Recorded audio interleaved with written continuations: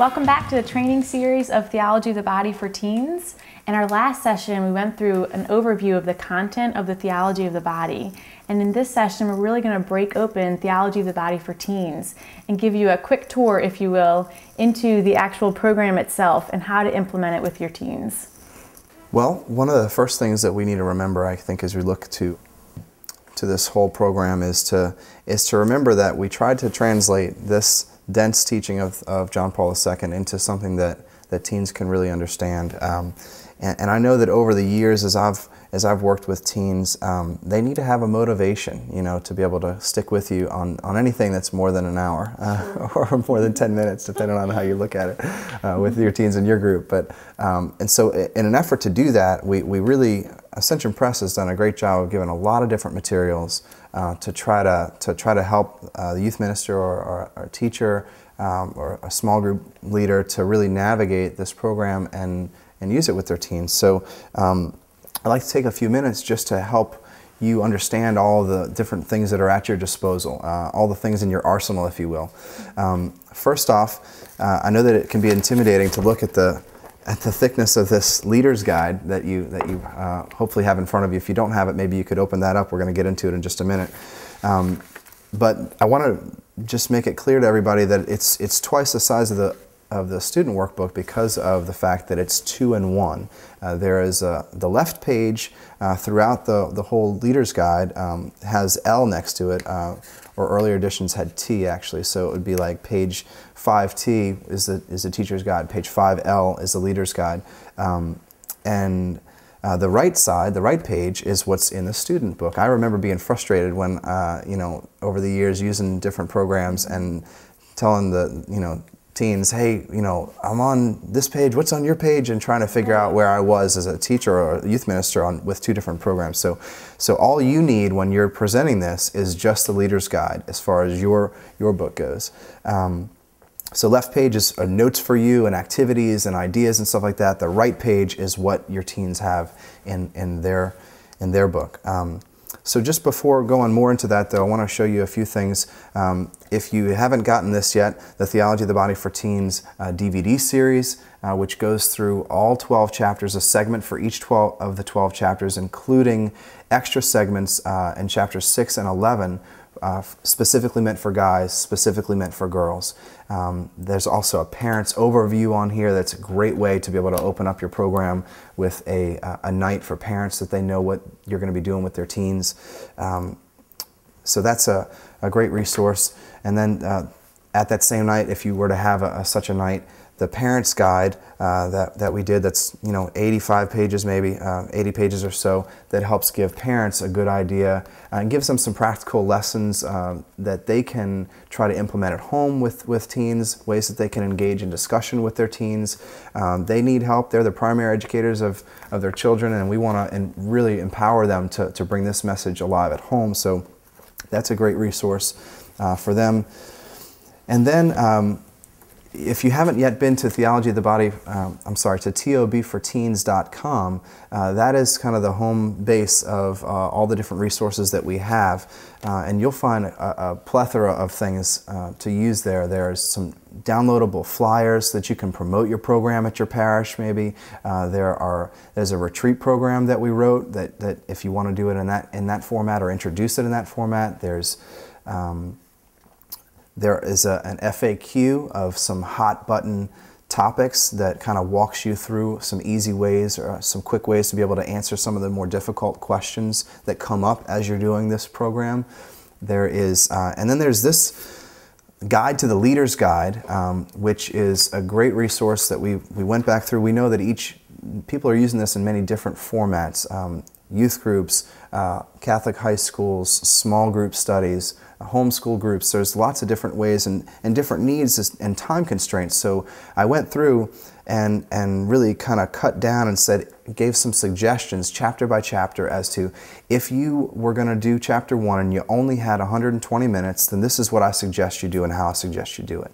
And then if you only have 90 minutes, this is what I suggest you do. If you only have 75 minutes, this is what I suggest you do. If you only have 60 minutes, this is what I suggest you do. So you have 4 different options in there. I don't recommend the 60-minute version. Obviously, the reason we did it was because there's so many great things to use here.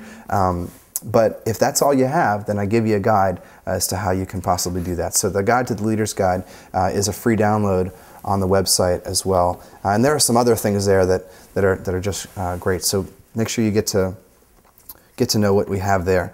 And then as you look through, as you do open up your Leader's Guide and you start to look through there, you'll notice that this left-hand side is pretty much walk you through all the things that you need as a leader, while the right-hand side is gonna walk you through what the teens are going through. And you'll notice that what we've really implemented here is a multiple intelligences approach. And the education field over the last number of years, they've helped us to understand that different kids learn in different ways. And so we tried to really make this a multifaceted approach so that teens could have the way that might suit them best available for them at their disposal. So there's kinetic activities, bodily activities. There are small group discussion, activities. There's prayer experiences, there's analogies, there's stories, there's so many different ways, video clips, song suggestions, a lot of different ways that you can bring this message to life, and also helping you as a teacher or a youth minister to not get stuck into one type of a methodology or one way of bringing this information to life. So that in a nutshell is kind of setting up where we're going to go. What I'd like to do is maybe have you walk through with me. We're going to start with Chapter 2 because Chapter 2 actually has more features in it than Chapter 1 does, just because of way of review and things like that. So if you want to open with me to page 19L, and you'll see the beginning of how we start to lay out each chapter. And I'm just going to quickly take you through what you have in your Leader's Guide introduction. If you also were to flip with me back, if you keep a finger on 19L and then go backwards to Roman numeral 6 and 7, you'll see the beginnings of the Leader's Introduction to the Theology of the Body for Teens curriculum. And all those orange bolded words right there that you see with quick descriptions is what I'm going to kind of lead you through by letting you look at them in a chapter. If you look back to page 19L, you'll see the first thing on the left-hand side is objectives, and that's just a spot where we give you what is it that you're going to be doing. Another thing in the education field that has been helpful in the last number of years is what they call backwards design, of not making the students or teens just really not know where you're headed, but tell them what you're going to tell them, then tell them, and then tell them what you told them, and then help them to help them to be able to really see that they grasp what it is that we're trying to transmit to them. I think too, Brian, maybe even just a good idea to explain that depending on the version that you have in the Leader's Guide, that if you have the earliest version, correct, you might have different page numbers. Yes, that's a good point. At the very beginning, if you look back to the copyright, actually, just a couple of pages in, the copyright page, copyright 2006, Ascension Press, if you have 1.5 or 2.0 or higher, then your page number should be the same as what we're going to be referring to. If you happen to have the very first edition, there might be a few pages different. So thank you for that note there. So the objectives are going to help you to know what it is that you mainly want to focus on in this chapter. What is it that we're really trying to do through this chapter for the teens? Then we have notes and nuggets right there, and that's throughout the curriculum, spots that are just, it's pretty self-explanatory. It gives you some little notes and some nuggets and ideas of things that you should be watching out for, ways that you might want to flesh out the material in a different manner than what is in the student guide. Just kind of really holding your hand through the process. And a lot of times there's arrows pointing to different parts of the curriculum on their pages to show you how the things correspond there. Then on the page that is on the student side there, as the beginning of Chapter 2, the one with the picture, you have an overview there. It doesn't say overview, but that is the overview of just introducing the chapter to them, giving them a quick idea of what it is that they're jumping into.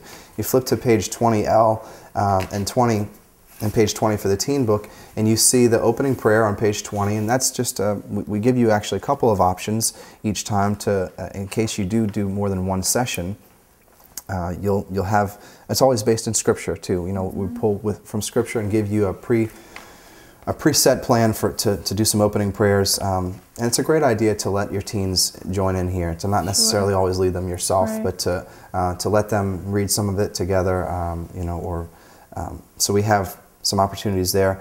You looked at page 20L, you have an icebreaker. Every chapter has a way to kind of break the ice, especially if you might be using it in a youth group setting or in a place where the teens don't know each other.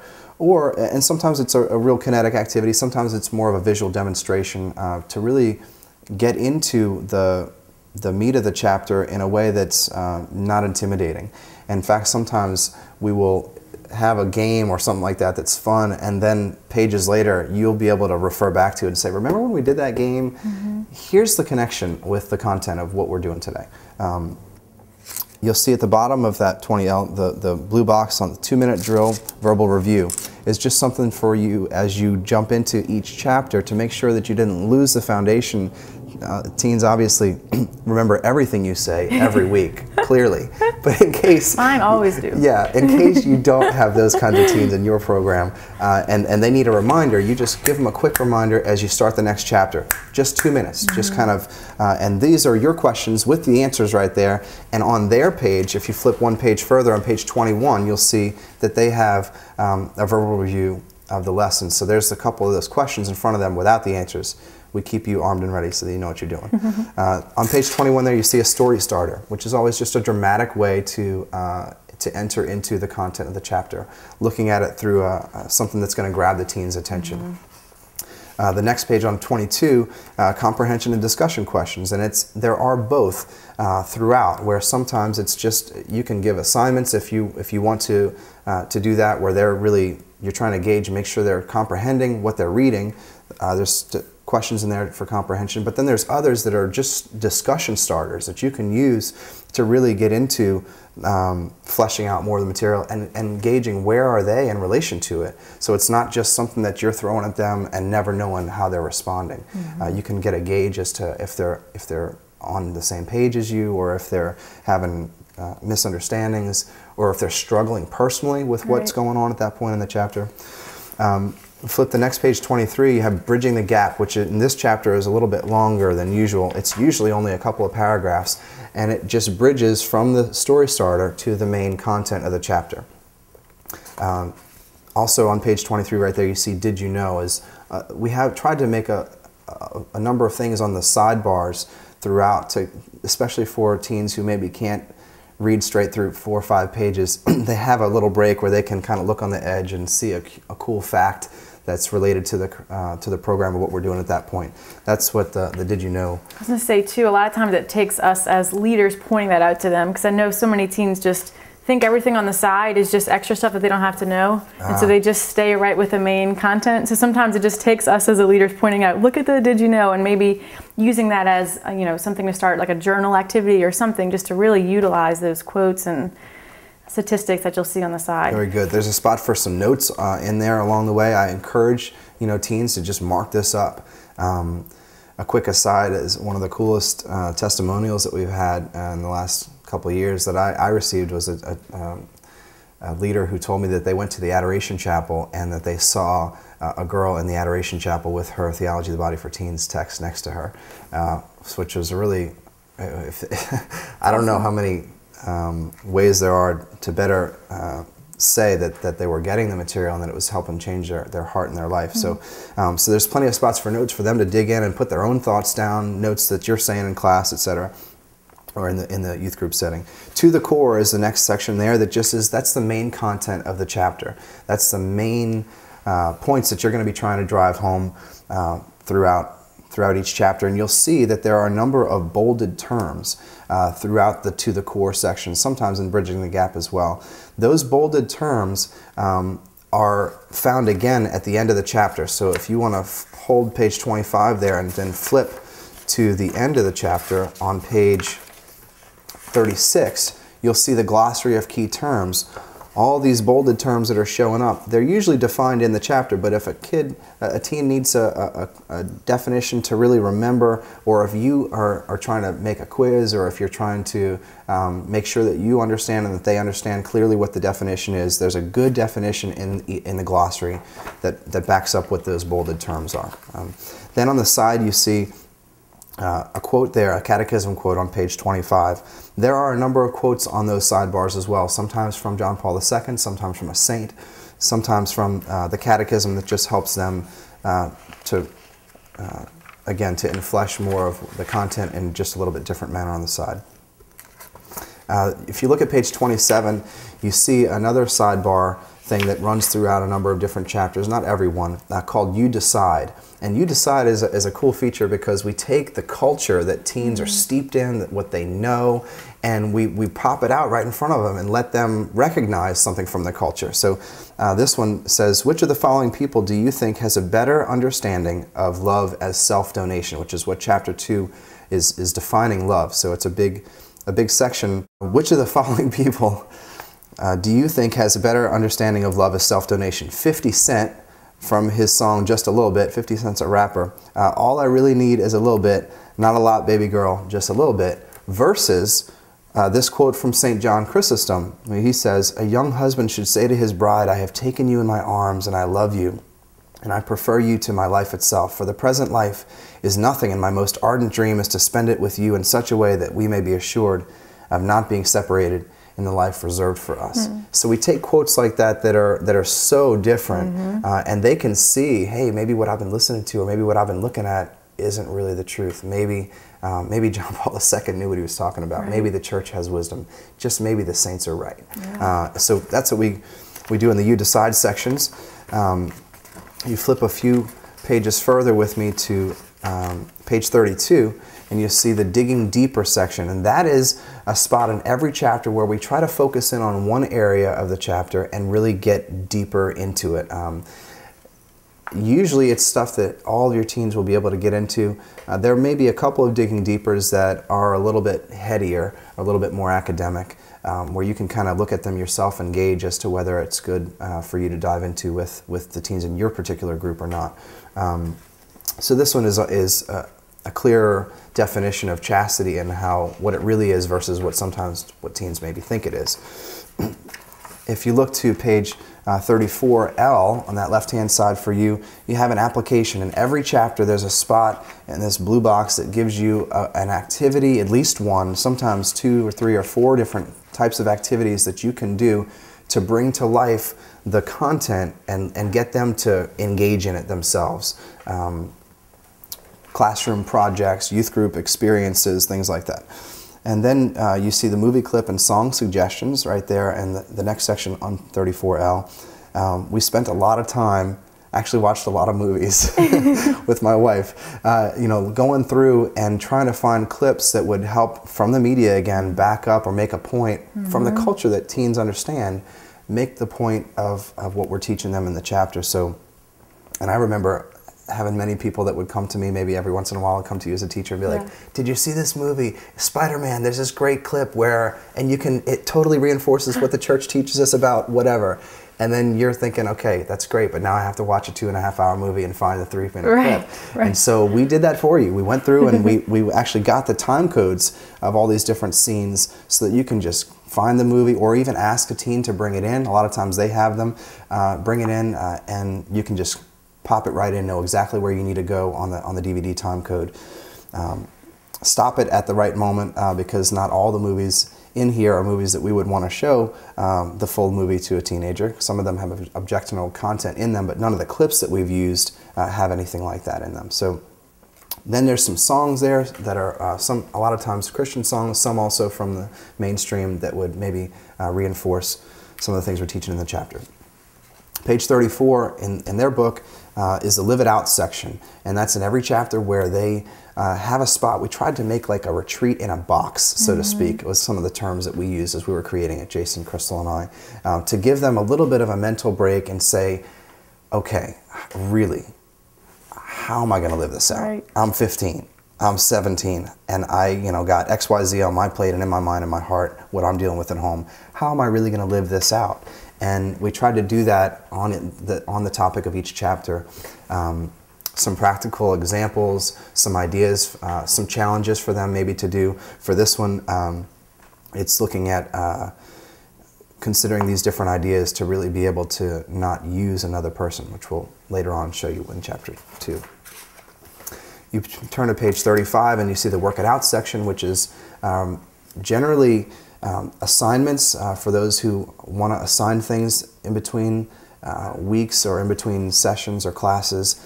Even youth groups, there's projects, not in every chapter, but many of the chapters have projects that you could assign a couple of teens, or say, hey, in between this week and next week, why don't you and your friend go do project number 1, and they can come back the next week and then kind of really be growing in between.